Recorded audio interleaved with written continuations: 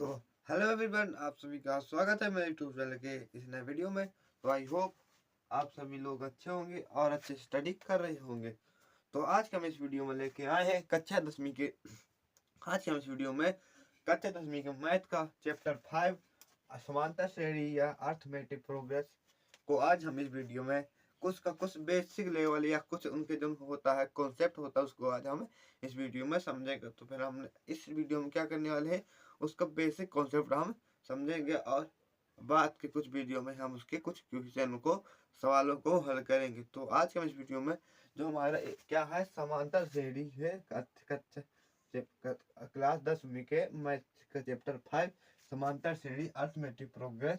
जो एपी होता है समांतर श्रेणी को हम कैसे लिखते हैं, एपी को मतलब संक्षिप्त में कैसे लिखते हैं समांतर श्रेणी को हम एपी इसे व्यक्त करते हैं। और एपी का फुल फॉर्म क्या होता है, अर्थमेटिक प्रोग्रेस। क्या होता है, अर्थमेटिक प्रोग्रेस है। तो ये क्या है, class 10th math chapter class 10th math chapter 5 समांतर श्रेणी का आज हम इस वीडियो में कुछ बेसिक लेवल समझने वाले हैं। पहले हम समझेंगे समांतर श्रेणी क्या। देखिए समांतर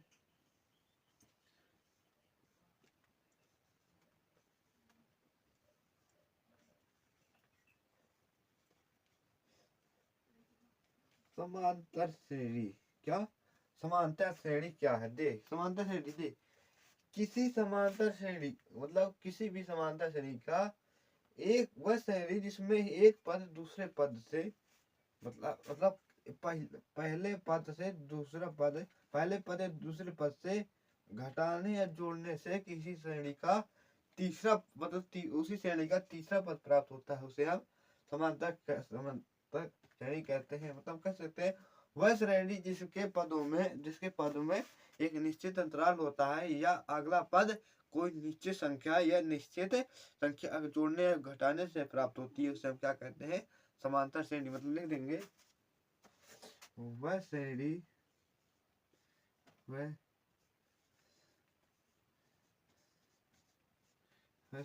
जिसमें प्रत्येक पद का अंतराल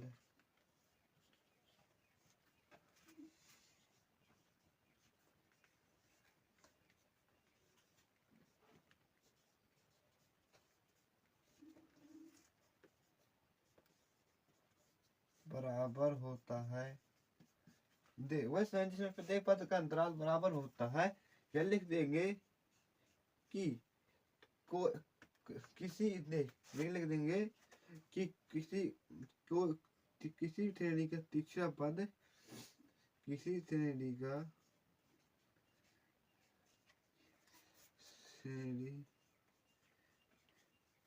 का दूसरा पद उसमें निश्चित संख्या घटाकर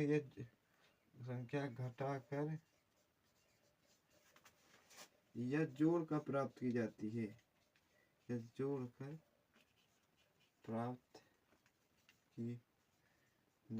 है, देख मतलब वह श्रेणी जिसमें प्रत्येक पद का अंतराल बराबर होता है या कोई संख्या पहले पद से जोड़कर या घटाकर प्राप्त की जाती है। तो हम समांतर श्रेणी समझ चुके। अब हम क्या करेंगे, समांतर श्रेणी का व्यापक रूप समझेंगे। क्या समांतर श्रेणी का व्यापक रूप क्या होता है, समांतर श्रेणी का व्यापक रूप क्या होता है।